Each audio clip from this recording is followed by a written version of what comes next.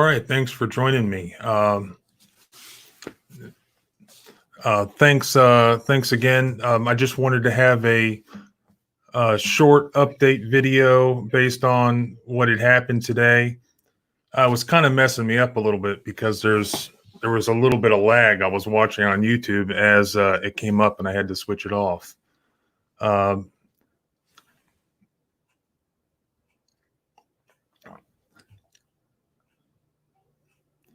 So anyways, I'll have to take that off because there's a delay. Anyways, we received the order today from the Supreme Court on our challenge to the governor's executive orders. And unfortunately, it was just one page, a couple sentences, and just said that it's denied. So, there really was no explanation as to what the reasoning was. I've had a lot of questions so far. Just where does that leave us? It just happened today. So, I'll have to meet with the plaintiffs in the case, the clients, to see what exactly they want to do. Maybe it's going to work again. But, I think the point is that it could be worse. I mean, the Supreme Court didn't say that they think we're wrong. And so we don't know what the reason is. It could have just been something that was procedural. And, others have given that opinion already, that they think probably the reason is that it was a procedural issue, that they didn't think that a writ of mandamus was the proper way to go. And that was the governor's argument in his response. And, a writ of mandamus is a weird thing to ask for now in 2020. But you know what? Let me give some background on why we did. Really, there's only two ways to get directly to the Supreme Court, which is what we wanted to do: a writ of mandamus or a writ of prohibition. Now, mandamus is generally to force somebody to do something, and prohibition is to stop them from doing something. And we kind of wanted to do both here in certain ways. The problem with the way it turns out is really prohibition was not possible for us, because if you look at the actual law, the statute that describes what it is and what the process is, it says that prohibition lies where a lower court is usurping its authority or acting without jurisdiction. And so then you can go straight to the West Virginia Supreme Court and you can ask them to stop that lower court from doing what they're doing. It does not say that you can file it against a governor. And that's the thing. If it allowed for it, then we probably would have done it that way. But it didn't allow for it because we weren't suing trying to stop a judge or a lower court. We were dealing with the entire executive branch, the governor. So if you look at any of the cases where the court's original jurisdiction had been used, these are all writs of mandamus against a governor. So that's what we had to fit it within that framework. And so it is somewhat of an awkward fit, but that the very concept of judicial review itself, the very first case of the U.S. Supreme Court that utilized judicial review was Marbury versus Madison, and that was a writ of mandamus case.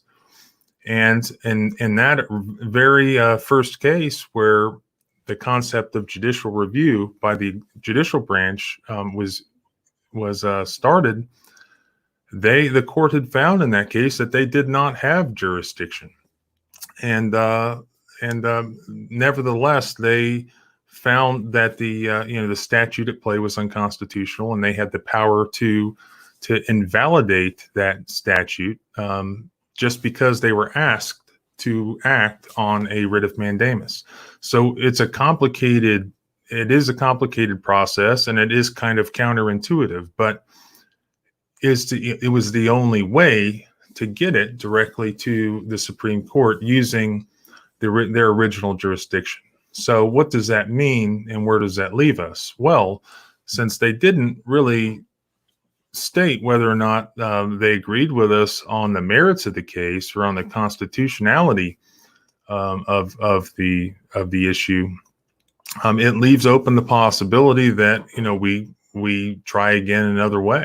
So if they had a problem with the procedural aspect of they didn't think that they could act within the bounds of a petition for writ of mandamus, then we can still go to circuit court and see what happens there. And then, of course, it would either way could go right back to the Supreme Court, but it would be from within a different framework. It would be within a different context. So if we were to go to circuit court, we wouldn't be asking for a writ of mandamus there. We would be asking for probably injunctive and declaratory relief. So be asking for an injunction to ask the judge to order the governor to stop doing things or to do things. I mean, injunctive relief, encapsulates both making and stopping someone from doing something. So that's probably what the procedural framework would be before a circuit court. But then it's going to go right back up to the Supreme Court on the same issues. But it'll be, again, in a different framework. So, if we do that, it still gets us to the same place. It just takes longer. And that's the reason we didn't to begin with, because if we had gone to the circuit court originally, if we believed that this was time sensitive, then, when you file something before a circuit court, I mean, it can really drag out the time that we knew it would take, and we knew we wanted it before the Supreme Court because that is the judicial branch itself, and that's who's going to make the final decision. So when you file something before the circuit court, I mean, you got to serve it on the other party. Then there's a waiting period that you have to wait for them to respond before the judge even gets involved. And then you've got to get a hearing date before the judge, and there's a lot of discretion with whatever circuit judge is hearing that, of whether they want to have a hearing. And remember, when we had filed this thing, there really was no there were no open circuit courts at that time. I mean, the courts had basically shut down, and the Supreme Court itself, they were accepting filings, but it wasn't easy. In fact, to file the petition for writ of mandamus, we had to drop it in a box outside the court's office. I'm just looking at the comments. So that's, it's going to take longer to go the circuit court route, but eventually it'll get right back there to the Supreme Court. And, in my glass half full point of view, that it's possible the court didn't elaborate any more than they did because they suspect it's coming before them again. And, if they're kicking it out on for a procedural reason, it could be they don't think that mandamus lies in this situation. They don't think that it's appropriate for the circumstances, because one way of looking at our petition is, well, they want to force the governor to call the legislature into a special session. The legislature can do that on its own with a supermajority. Therefore, it's mandamus doesn't lie because there's another way for it to happen. That's one way of looking at it, and that's what the governor argued. But that's not the way that I looked at it. But if that is the reasoning, that reasoning won't exist if we go the other way. So generally, Supreme Court justices will not comment on something if they can avoid it, if it's coming back before them, if it's going to be something that they have to deal with in the future. And that goes for any appellate court. So that's why I kind of see it in a glass half full sort of way. To lose on a procedural issue, it still leaves the merits of the case out there. And still to this day, I haven't had anybody explain to me how the governor's executive orders are not in violation of our state constitution. The governor cannot enact laws. Only the legislature can do that. Now, whether or not the legislature fights the governor on that, I mean, it's a shame if they don't, but their lack of fight cannot increase the governor's constitutional powers. So, the Constitution still says what it says. So, what our plan is now is, my 5 clients, and, we'll get together and we'll discuss, what they want to do. And I'm all for continuing the fight. I'm looking at other possible ways of continuing the fight as well. I've talked to some business owners, and I'm definitely looking hard at the restaurant aspect of this, and challenging the face mask order. And again, there's multiple ways of doing this. So there's going to circuit court, like we just discussed, and then state court, and there's also going to federal court. There's a lot of advantages to going to federal court. The problems can be that we're dealing with 2 different constitutions here. The West Virginia state constitution, and then the federal constitution. So when we go to federal court, it's hard to deal with any of the state issues, the state constitutional issues. So we almost have to have separate lawsuits, and that's what they did in Kentucky as well. Is there's multiple lawsuits, some in state court, or one in state court, and then multiple in federal court.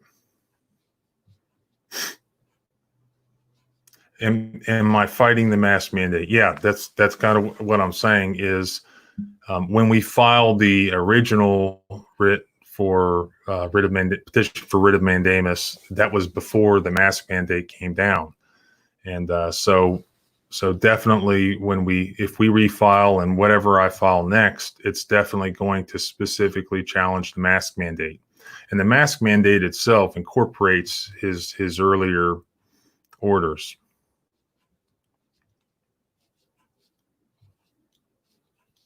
Call AG Barr, get the big boys involved.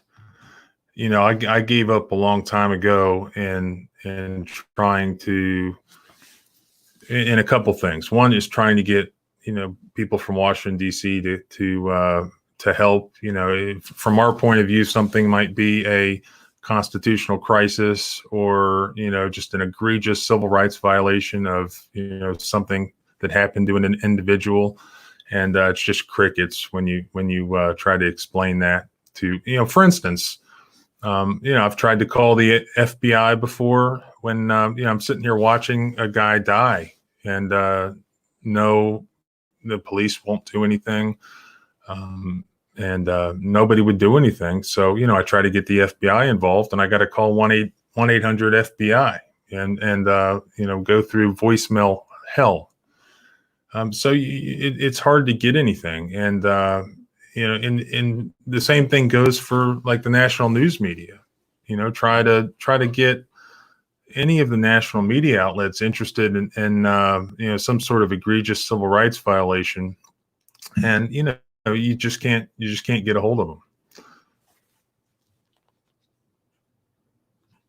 So what can the people do to help? Well, I'm really looking hard at restaurants right now. I think that the next challenge is and it might even be a good case for a class action type of deal with the way it really sounds like the health boards are coming after restaurants, and they're also retaliating against their First Amendment rights. So if somebody that's running a small restaurant, and they've had punitive action taken against them, that's definitely what I'm looking for right now. But to make a long story short, I don't think the news could have been worse. I mean, it could have been worse. They could have just decided that the governor had acted within his constitutional authority. And that would be, I think, just a disastrous decision. It would be a disastrous precedent to set. And that precedent hasn't been set. So they might be all set to rule in our favor and rule on the side of freedom here, on the side of our Constitution. But if they want us to get it to them in a certain way, then maybe that's what we do. And you know what? Maybe we do it again. And this time, the Attorney General's office, maybe they feel differently than they did last time. So that's basically it. I think I've answered most of the things that I can answer. But probably Monday, maybe Tuesday, we'll have some more information on, what we're going to do to continue this fight. So again, thanks for tuning in, and I will see you next time.